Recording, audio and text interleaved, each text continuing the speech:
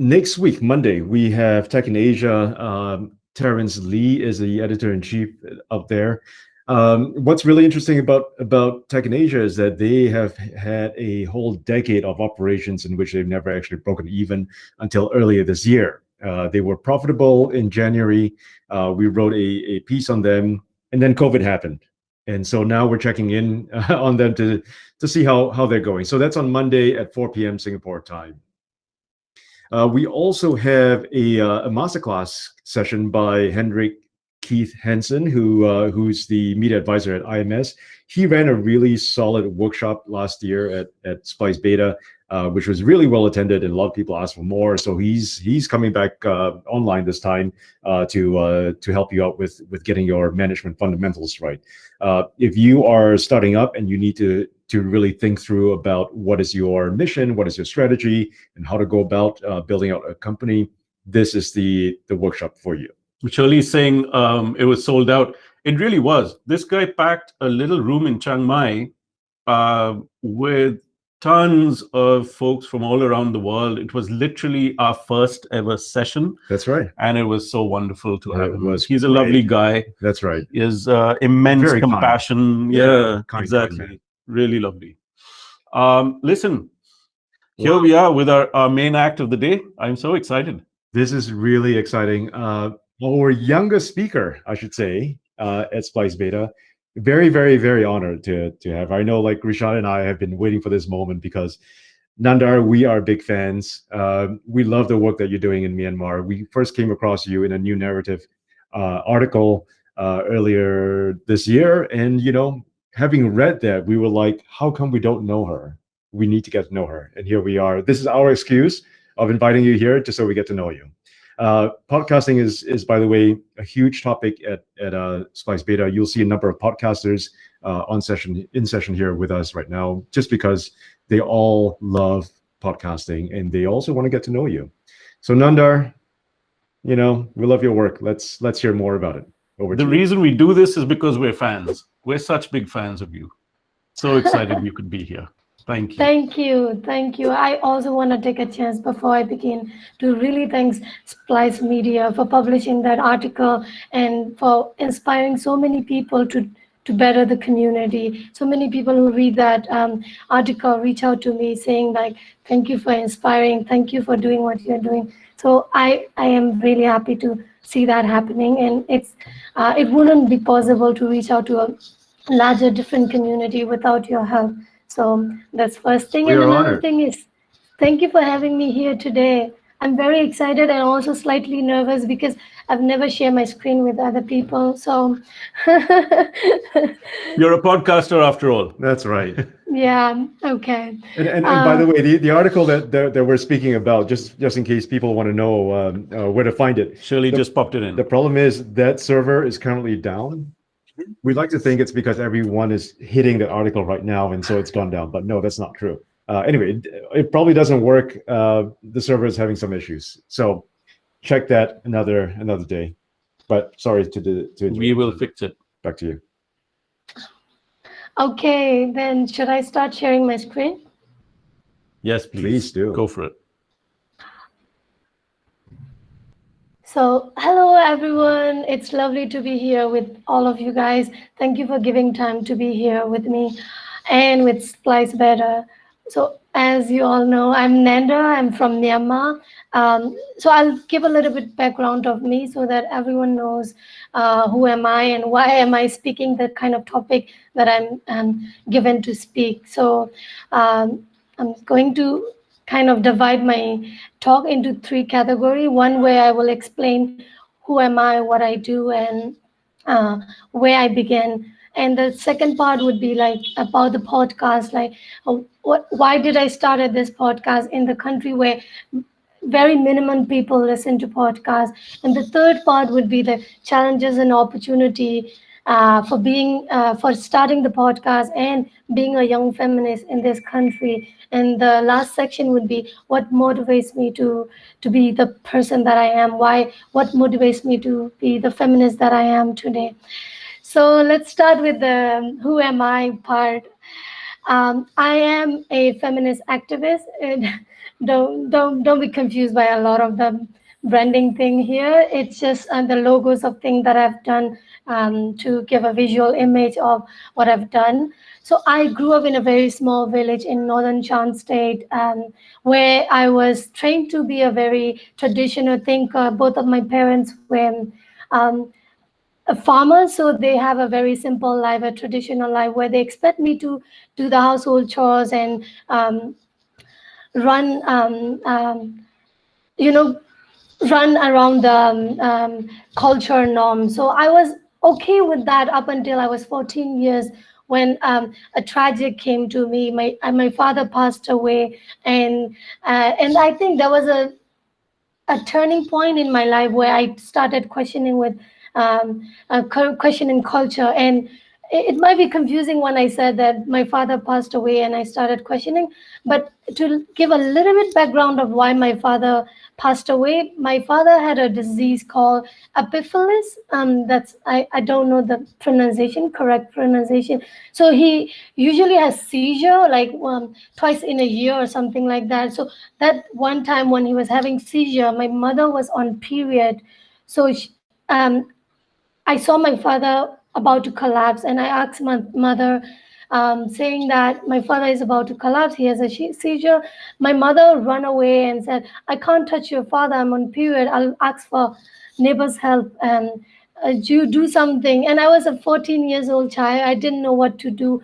I was except to panic and to cry. And that was the last time I saw my father. My father collapsed, and he hit his head with something in with the table beside him. And yeah, so that was the, I think sort of it was a wake up call for me in a way that um, um, that made me to started to realize that I'm trained to believe something that's deeply wrong, and I'm not trained to question it or be critical about it. So my activism quite really started with my family. I was tried to be rebellious by making my mother uncomfortable to do what she did, for doing what she did.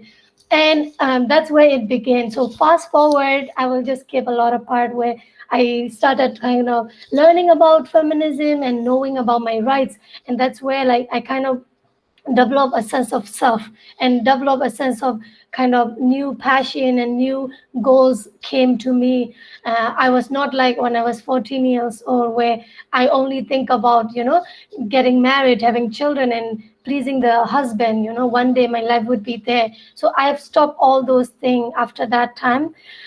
And the biggest professional turning point for me would be in 2017, when I translated Why We Should All Be Feminists by Chimamanda Ngozi into Myanmar language. And translating that book and publishing it, um, I think it sort of gave me the idea of the kind of world that I want to build in and how I want to build.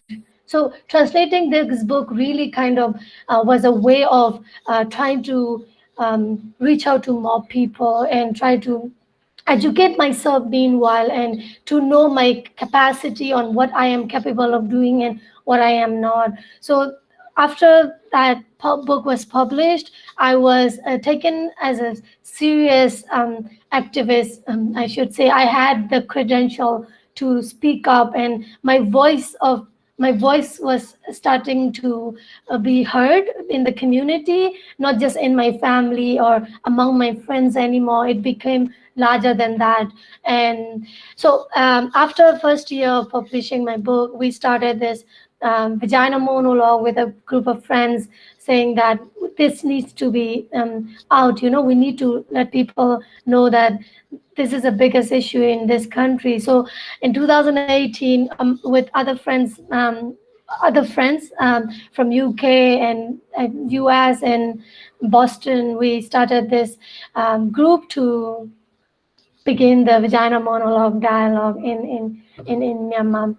Uh, and we did it for 3 years now, and we have received a massive support from all over Myanmar. Even though there are, of course, large part of them were really angry and not happy with what we did, but there were a few people who were starting to question it and think about these women bodies issues critically, and started to be aware of those things, and started to stop doing misogynist thing or stereotypical point of view behavior, so from that vagina monologue in 2018, in the middle of the vagina monologue, I started Purple Feminist Group, aiming to have an organization or a structure in order to dismantle patriarchy.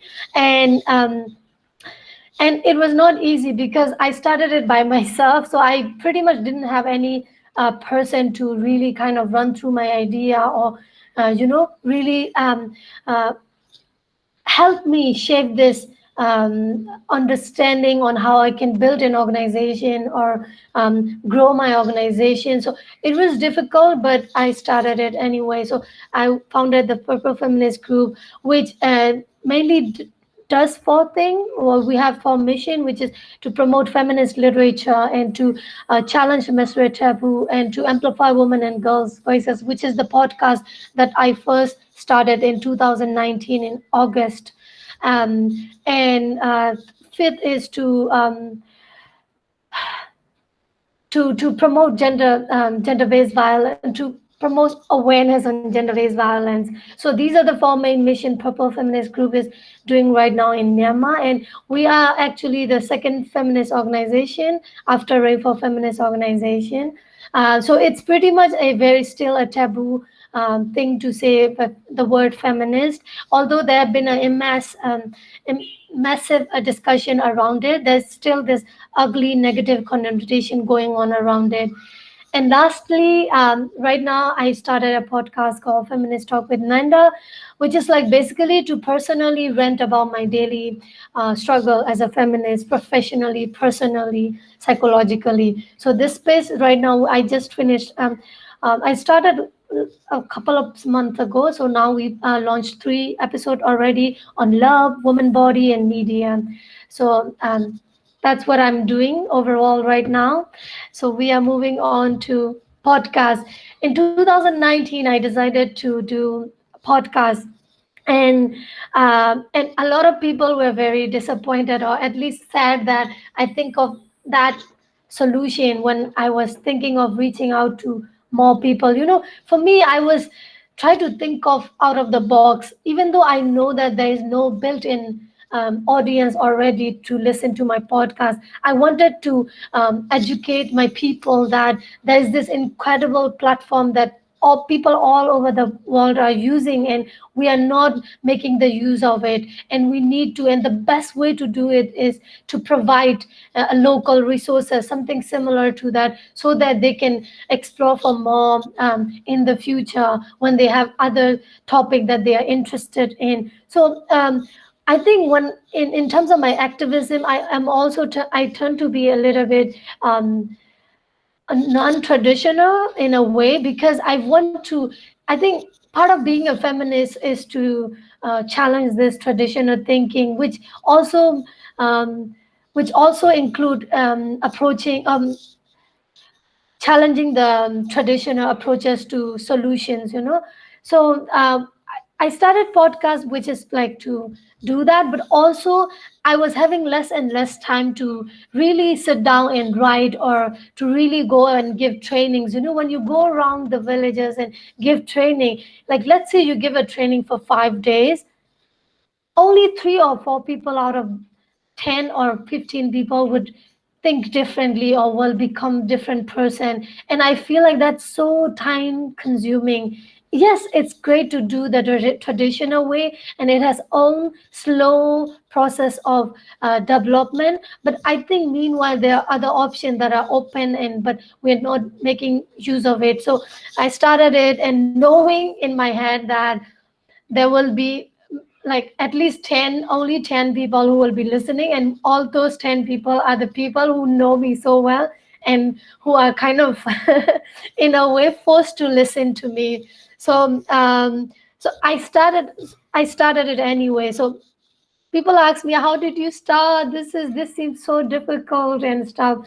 And I think for me as well, when I think of starting it, I spent like, I think for 5 to 6 months just by thinking whether or not I should do it, or like, if I really it's going to be useful or not for the community that I'm aiming for. Because for me, I think whenever I think of approaching to a solution, an issue, I turn to uh, think my people in my village as an audience. So if something I'm doing is not going to positively affect to the people in my village, or it's something that my people in my village cannot understand, I take a step back and make it as simpler as possible. So rather than going on Anchor, the first thing that I did was SoundCloud. That's where most Myanmar artists also explore. Right now, we have another application called Juice, and that's been trendy right now. But it used to be SoundCloud used to be a lot more. I don't know, sort of like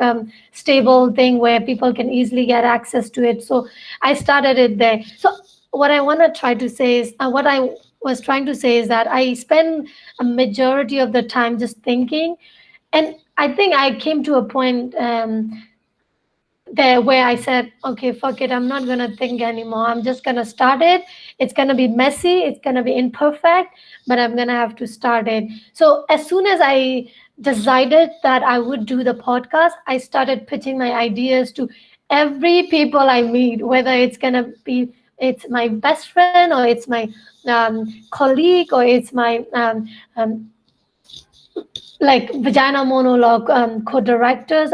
Anywhere I go, I started telling people that I'm starting a podcast. And mind you that I haven't even started the podcast, and I have zero money to start it. So I was part of me was like unsure, but also another part of me was like pushing me to just go and do it. Just the more you say it, the more you will feel obligated to do it. So sort of like uh, it was a push from the inside for me to do it. So I started pitching ideas with people, and I was lucky that I got to meet some amazing people who support me to do that by some giving some crowdfunding ideas, and some people giving me equipment ideas, some people giving me their own money to start this and do it. And another incredibly funny thing is that I never ever have run any kind of podcast in my entire life, and I don't even know how people run a podcast. I have recorded a few videos in the past, just to rant about my struggle being a woman in Myanmar. And I know how to take a video, but because I feel like it's way simpler than audio. It doesn't need a lot of like technology thing. But I think I was wrong. Audio could be as easy as video as well. So I didn't know how to do those things at all. So what I did was first listening to podcasts where they talk about how to build a podcast, and this like watching a lot of YouTube videos and Skillshare, and listening to like podcasts on Anchor. And that's where I slowly build the skills to build the skills, and also confident to do it. This is all very psychological process. It's like a very first phase, intellectually building myself, psychologically building myself. And it was very difficult because I've been pitching ideas to people for like 4 months now, and I have got the resources and I've got everything, but I couldn't produce the podcast yet. And mainly it's because I was the only one who is doing everything from crowdfunding to writing proposal to reaching out to people, and like doing all the thing from bottom to up. And it was so exhausting. But I was impatient to some point. I was like, fuck it. I think I shouldn't take interview anymore. Sometimes like I would be puzzled by my own struggle inside. But then I realized now is that I was patient enough to wait 4 months until I first produced my first episode. It was a very long, slow process of building a podcast for me. Especially, I'll talk about it in next slide. Especially because there's no example in Myanmar. So this is where I was talking about how I really, really did it was like first of all, I sit down and do research about, how to build a podcast, and if Myanmar has any Myanmar Burmese podcast that I could listen to and learn from, and or also collaborate. So I reach out to people to talk about the ideas if they want to be a partner in this, because I don't know how to do it. So I was practically reaching out to every people that I could. And I was asking people advice, as I said, if they can support me on this, I don't know, by giving technical support or by money or anything, it could be useful.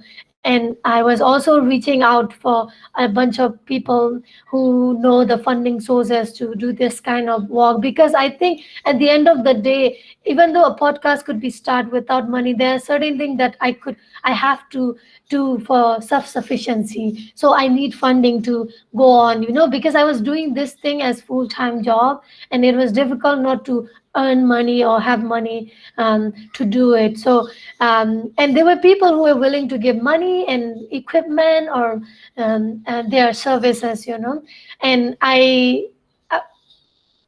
after long struggle, I managed to have basic equipment, recorder, and um, very busy. I think I only, like, the most expensive thing I owned for 1 year was the recorder. It was the only thing that I could you make the most use out of the whole thing we bought, and of course the laptop um, uh, that could maintain for the editing process. So these were the only two things that I invested the large amount of money, and the rest were pretty much very easy and freely available, such as Audacity. That's an audio editing um, software you can use. And okay, the last part is about, yes, I have already built all these things as a foundation to start a podcast, and I've gone to multiple places to collect the stories of women and girls around Myanmar. But what now that I already finished editing, and like this is like now I put it on the website or SoundCloud, but it was difficult to make people listen because not a lot of people in Myanmar know what podcast is. So it was so the most challenging part, I would say, was um, uh, not having people know how to listen to podcasts. So I had to invest majority of my time to, like, every time I meet people after the podcast is released, I tell them, I take their phone and show them how to use it, and where can they listen, and, like, all these baby steps that I had to teach him. And later on, I kind of give my friends responsibility to do those things for me, in a way, like becoming the ambassador um, of G-Taw Zagar Wyne podcast. These were all the basic major thing that I had to do before I really, like, produced it and started. And so this is how I interview people, just to give a sneak peek of how I do interview. I don't really sit down in a studio and ask people to come to me. I go around to the villages and town, and people who are doing, like women who are doing work, and meet them and ask them about their stories and why they do what they do. And I think while doing that, I cannot believe how many mistakes and imperfection that I have committed, because it was so. I was a immature recorder. I didn't know a lot about recording and stuff, because even in school when they teach you about how to take a video and stuff, most of the time I was in front of the camera, not behind the camera. So this was another challenging part of it, because now I'm in behind the scene. I need to record it. I need to develop the question. I need to know about the person that I'm reaching out. And it was not easy, but I had so much fun and inspiration doing it, because these women, all these amazing women and girls that I met, have inspired me to keep doing it. It's like they are just a motivational pill for me to keep doing it, and keep making me think that this is a good thing and I'm doing it for a good cause.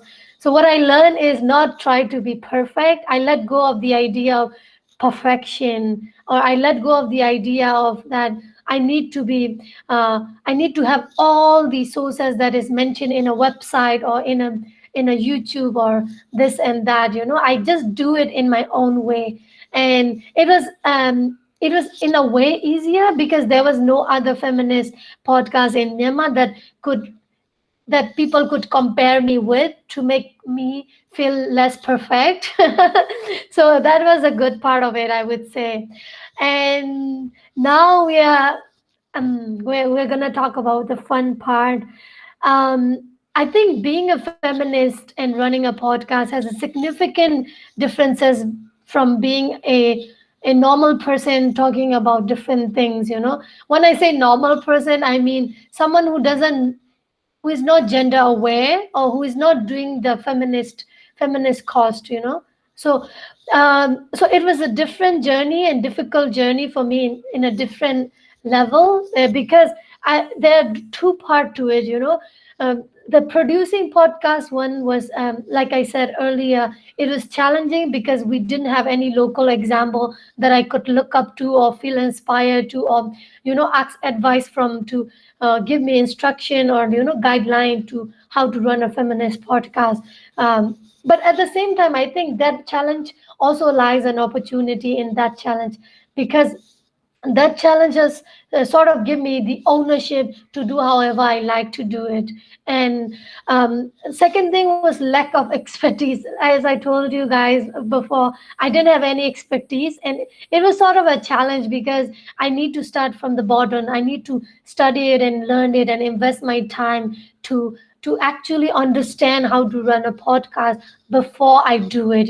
So it was time consuming, of course. And the third part was the major part. I would say that I am also still trying to um, make it better, which is not having a built-in audience for podcasts. Myanmar is not a podcast fan.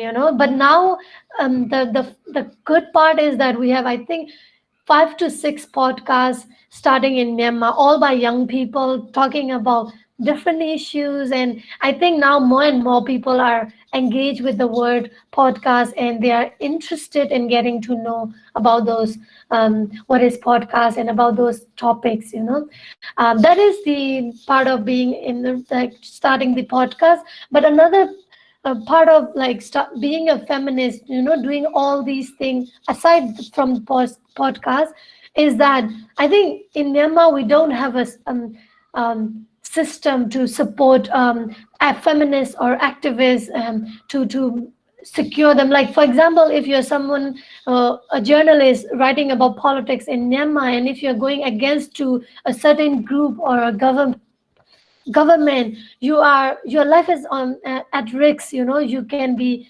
killed or stabbed or um, threatened anytime, and in so many ways. So I think part of me, since the beginning of the vagina, doing the vagina monologue, I've always felt that part of me felt that every time I go out, and if people are staring at me more than 30 seconds, I started to feel very um, mentally uncomfortable, that I feel like my physical reaction started to, like, I feel like I want to get out of the place, or I want to go run away, that sort of thing. I think this is some sort of physical insecurity that I have to go through as well, that I worry that something might happen to me or even my family, because of my activism.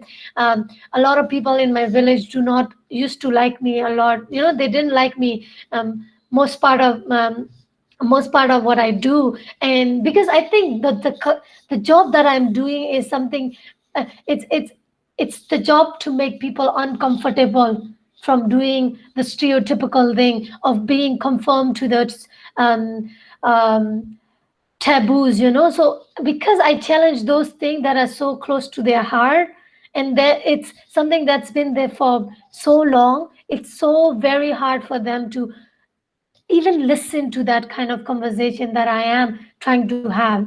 So I think that's why being a feminist has challenged me in so many levels to always be careful when I'm going around. And my life is, I think, in a way, it's threat. And another thing, that my life is, my security is threat. It's not only online, actually offline as well. It's both way, like people would comment you or text you saying a lot of incredibly nasty thing that they wouldn't necessarily say it to you in your face. I think because of this social media thing, people are misusing it in so many ways, and I find it very disturbing and sad to see that. And I think the another thing, that's underlying thing, that most people who are activists struggling to face is the daily sexism and misogyny everywhere. Even though you are fixing the thing and you're trying to better the community, educate people on feminism and human rights and equal rights, there are so many people around the country that do not want to accept it in any way, and they just keep promoting these sexist ideologies and misogynist behavior. And that makes me really sad to witness it and see it every day, because I think whenever we see a misogynist comment or behavior, it makes us sad, or in a way that it demotivates us. It's like, oh my god, I'm trying so fucking hard to fix this and to fix this system, to dismantle this patriarchal system, and still these people still exist, and I don't know if they will ever go away. And to kind of summarize all these challenges, I would say all these challenges, of course, also lies opportunity. In all these challenges also lie opportunity, and I try to find them and to see that as an opportunity for myself to build and to be better. To be more aware of what I do and how I do it. But I think it's so interesting, even for myself personally, to see my psychological stage and health being challenged in a very crazy way compared to the life that I had before being a sort of like a activist figure in this country. Because I remember, because I'm doing like this taboo issue, right, like menstruation and vagina monologue, abortion. And I remember before we did a production, production shoot for the abortion video. It was one day before that, and I remember I was sleeping and I wake up 3 times feeling panic attack. And why did I feel panic attack? It's because I was thinking all the possible way that after producing this video, my life would be in so much danger in another level, because this topic is a criminalized topic. It's written in the law that we are not supposed to encourage it, or we are not supposed to make it legal. But for me, I'm giving the aspect to this conversation, saying that it can be legal and that it should be legal. And it's dangerous to say that in this country. So I think my mental health is quite challenged by being an activist overall. And I am being more aware and trying to relax and rest well, and just find the time to not do this all the time, so that I can also keep surviving and keep being productive in my professional life. What motivates me? I think I would say underlying point is that um, I became a feminist because of the unjust world around me, right? If the world was a just place, I wouldn't need to be a feminist. So I think as long as the injustice exists, I would have to be a feminist. So I think I would say that this is because I keep doing these things because I want to see a just world, an equal way, an equal world where I don't have to be shrinking myself because I'm a woman. I don't have to see my brothers from doing violence thing or saying shitty things because he's a man. So I want to see a world where humans are criticized for being for their bad behavior and for their ugly things that they do, not because of the gender and sexual orientation that they have.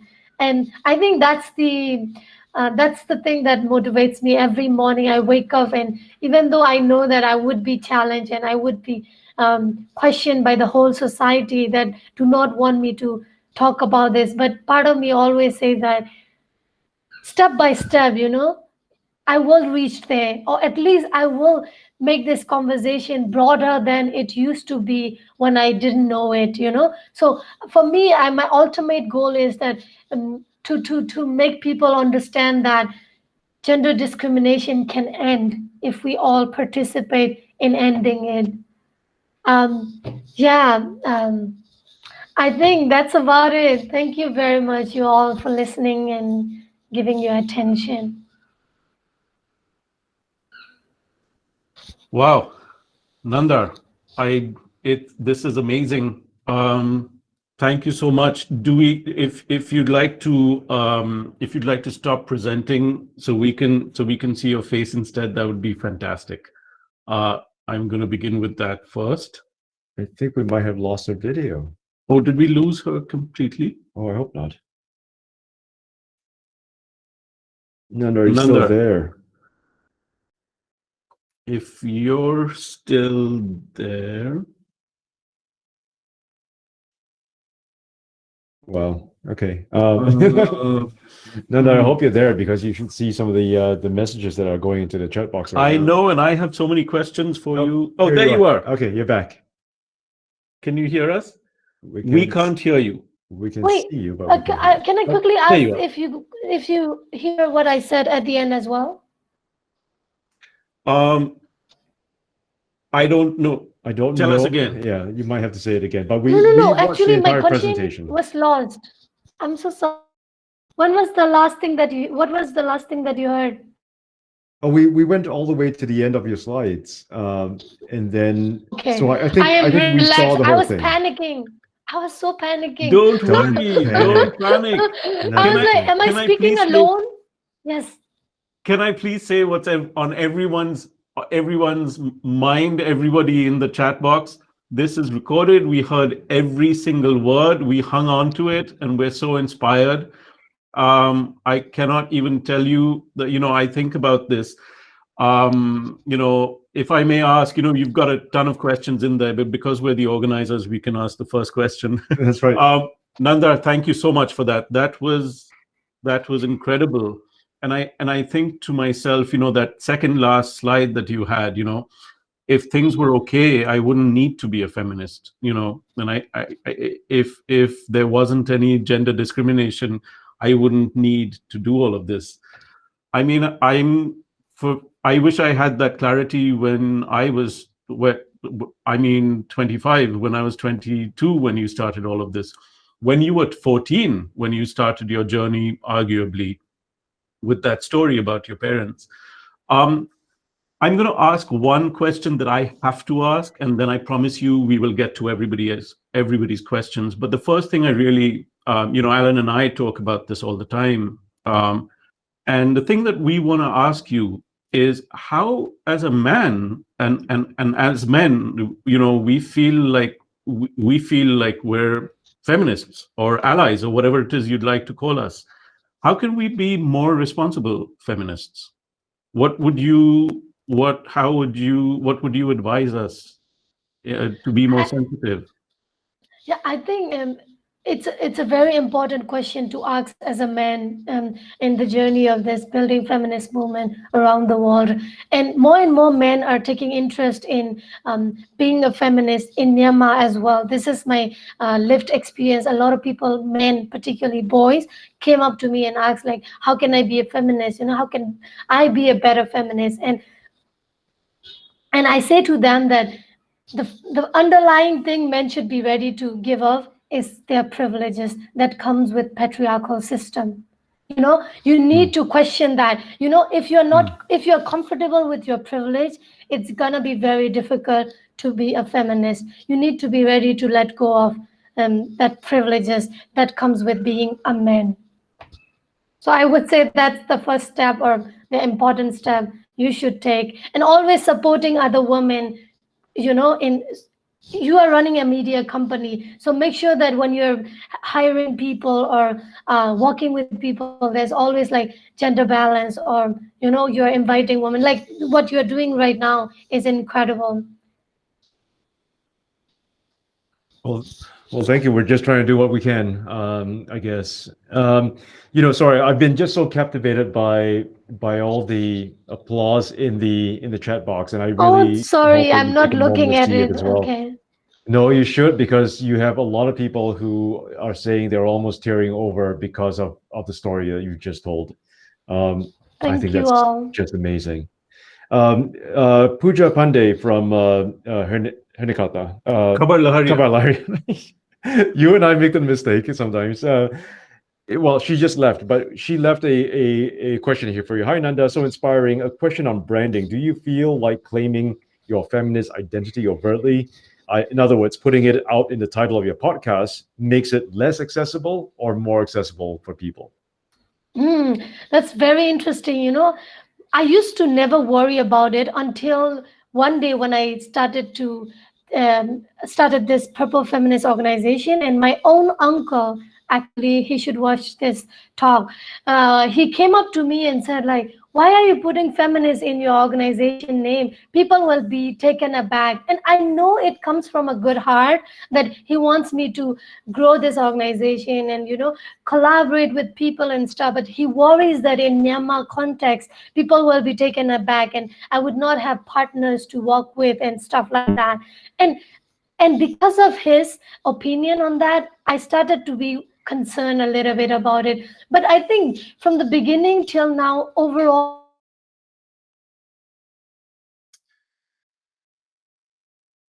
I would really say people would not like me, or people would not want to collaborate me because I'm a feminist. And if that's the case, that's their loss, bro.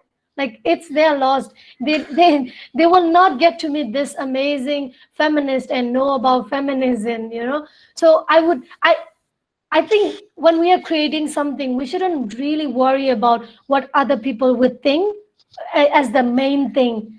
It should be something that what I think, do I think this is a quality product that I'm giving to people? And if it's the answer is yes, we should produce it anyway. And if people don't like it, we will be with the people who will like it. So the people who don't like it will leave the room. So I think let's just think it that way. I love that. The more I listen to you and the more I see the comments in the chat box, you go far. You transcend feminism. You transcend any kind of discrimination. You're so hugely inspiring. Thank you. Listen, I'd like people to. Florence, you have a great question as always.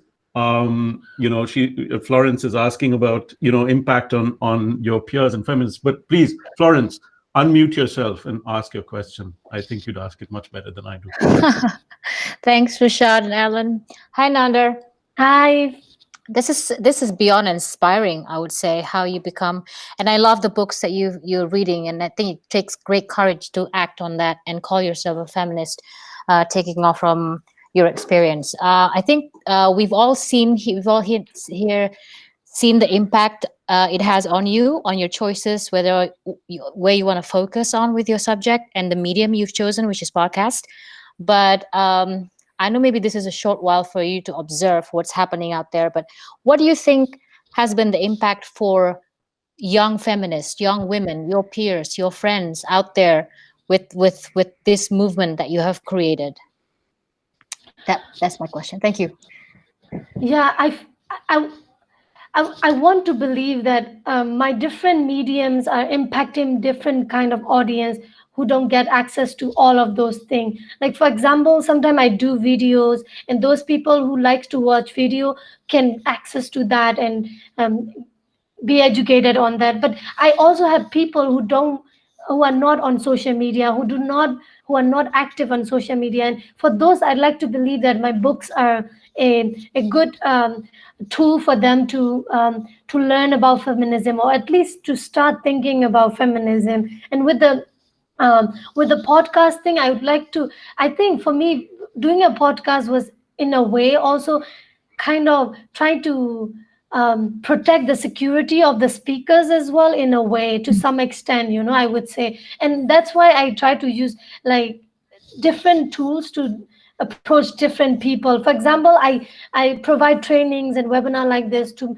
many people in Myanmar. I go to universities and colleges and high schools, and where I talk about feminism, sometimes with 10 people and very intimate. Sometimes I would talk to 100 of people about feminism. So I I try not to limit myself when I'm educating, or at least sharing my feminist journey with other people, because I feel like even for me, when I was younger, I didn't get access to internet or social media because I was from a village and the internet sucks.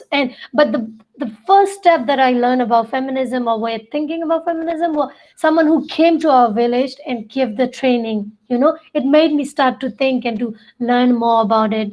So yeah, I like exploring different methods while approaching people on feminism. I don't know if I answer your question, Florence. Yes, That's yes, you did. lovely. Thank you. But I have one more question. Right. Go for it, Florence. All yours.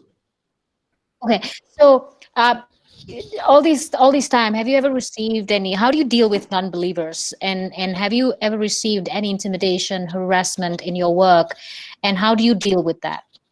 Oh, I would say that I think because I became a feminist after some sort of credential behind me, I was never questioned too hard regarding feminism. Sort of like, I think in a way, I don't like to take credit. It's like being the young pioneer for feminism in a way. So it was easy for me to convince people, or at least take ownership on talking about it, because my feminism is through storytelling. It's never accusation, or like making them uncomfortable with their story. It start with mine, and how I face discrimination, or I am oppressed, or my rights are taken away. So because of that reason, I have very, very minimum threats, but I do have a lot of threats online. There are so many people who are behind a screen that do not dare to say anything in front of me. So they usually write to me and comment nasty thing, or most of them, I would say, comes with passive aggressive comment. Yeah. So what I do is, like, a great feminist once said on a podcast that never read comment. If you read comment, you will want to stop producing anything. So I take her advice. Nandar, you should definitely read the comments in this chat box, however. Okay. Trust me, if we need you to be doing your podcast regularly, we need you to be writing, we need your voice. Seriously, we need your voice in many, many places. Related to that last question that Florence asked, also is a question that Raven, who is also a podcaster, asked. Raven, please unmute yourself. Are you still here? I loved your question about the interviewees receiving negative feedback. Raven, go for it. I know you're not muted, but we can't hear you. Okay, I'm going to ask you a question for you, if that's okay. It's on. Raven, there you are. Yay. Wonderful. Oh, we're not hearing you. We're not hearing you again. We can see you, but we can't hear you. Thank you for coming, Jaya. Yeah, why we can't hear your sound? Raven. Nope. Still no sound. Would you be okay if I asked you a question? I can't hear you. Maybe we'll just ask your question on your behalf then. Thank you. Yeah, no, so what, that's okay, Raven. Try and fix your sound. We want to hear from you. So Raven said that since your podcast discusses taboo topics, have your interviewees received any negative feedback or backlash from the public? Nandar, how do they mentally prepare themselves before the episode is released? Yeah, so this is where I think storytelling is a very powerful tool to use again, because usually I don't, even though I'm speaking with some expertise, I never really talk about something that could kind of provoke people in a very aggressive way. I talk about feminist issue from through personal storytelling. That way nobody can accuse each other about who is wrong and who is right, and I think nobody is right and wrong. It's we grew up differently so that we experience the world differently. So I think so far, because I all the questions that I've asked to the speakers are like you guys just listen from me. It's similar to this. It's like they tell their stories about how they experience thing and how they cope with it and how they did it, stuff like that. So because I think because I use the storytelling format, it's pretty easy. This only the abortion topic was a little bit expertise and knowledge based thing, and it was not received very hardly. Actually, I thought a lot of people would hate me because I started that conversation, but I haven't heard any nasty comment yet so far. So for the speaker, as far as I'm concerned, for till now, we haven't experienced anyone being criticized or being questioned. A lot of people are feeling so inspired that the speaker, they now got to know the story behind the speaker, why they did what they did, and stuff like that. Nandar, thank you. Thanks for that answer. Listen, we're already 3 minutes over, but we don't feel like stopping this just yet. Janicia, if you don't mind, I may call on you in 1 second, because we can't wait to hear from you. The reason I'm saying this about Janicia is that, she's a dear friend. We go back a very long way, and she's a great mother, and she has 2 daughters and a son. And Alan is a dear friend, and he's a great father, and he has a daughter and a son. And I'm curious about you guys. I'm not a parent, but I'm curious about how do you make your children feminists? Nandar, please feel free to jump in. But Janicia, tell us, like, how do you do this? It just happens because they just watch you, and it's just and it's not just your male children becoming feminists. I mean, I've noticed that my kids have great knowledge about the gender spectrum. We've had all sorts of genders in our house. We are surrounded. We're very privileged in that respect to be surrounded by people like you, Rishad, and our circles, where all of and I come from my community, the East Indian community in Bombay. They are notoriously known to be quite feminist. Like, our men cook, our women work. These are things that are not acceptable for a lot of people. So yeah, I mean, it just happened. We're lucky. I didn't have to work too hard. Yeah, and can I also just jump in and say that I think sometimes it's very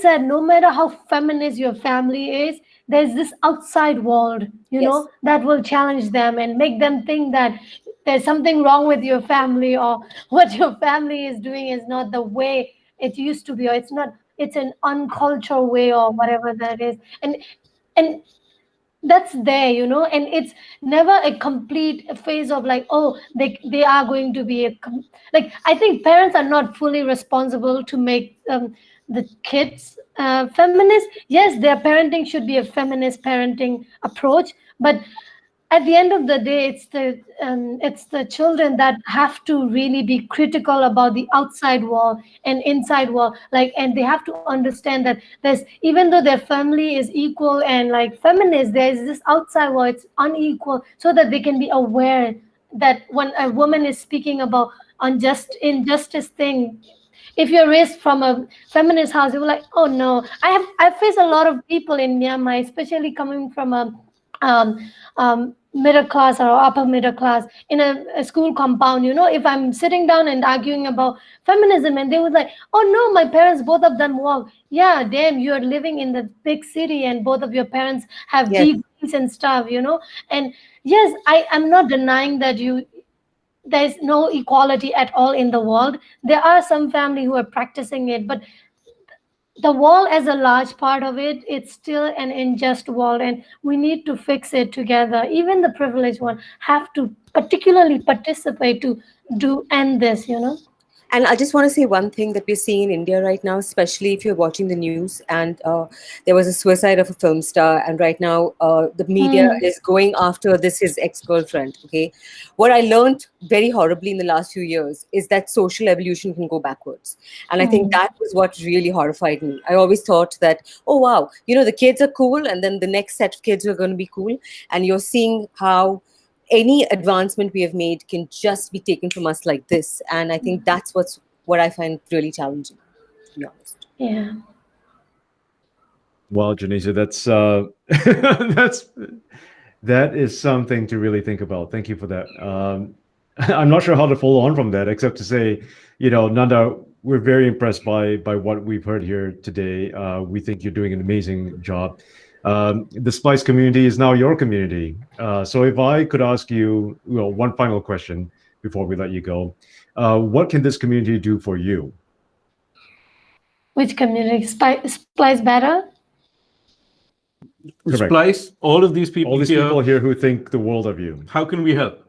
I think being an ally, even though we are from different countries and different world, I think it's important to support each other in the time of needs. You know, for example, right now we are collaborating with an organization, a global organization outside, to reach out to Myanmar audience. But the topic that they want to reach out is the topic that I care about. So I am being their ally in order for them to reach out to the Myanmar community to give the message that they want to give. So I think this is just a small example that I was trying to give. It's like, try to be ally and try to support each other and give each other platform and share each other experiences. I think that can inspire so many of us to keep doing what we do. I think we really need it, especially as activists and journalists and feminists. It's so hard to live in this world where people are so comfortable by this traditional thinking and stereotypical thinking, and we are the one who are challenging it. It's like, you know, trying to push a wall, you know, and it's important that we are there for each other together. So be there for each other. We are. That's not specific, thank but you, Nandar. Yeah. Thank you so much for that. That's really amazing. So for those of you who would like to share all of this knowledge, all of this will be put into a resources page that will be made available within 24 hours on splicebeta.com.